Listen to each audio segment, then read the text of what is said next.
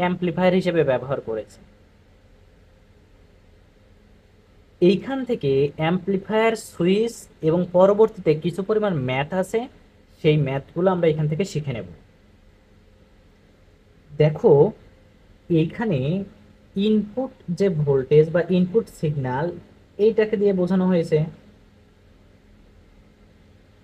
এইটা হলো ট্রানজিস্টরের বেস বা ভূমি বা পিঠ, এটা ইমিটার, এটা কালেক্টর বা সংগ্রাহক। দেখো বেজ আর ইমিটার একসাথে দেওয়া হয়েছে, অর্থাৎ বেজ ইমিটার কমন আছে এখানে,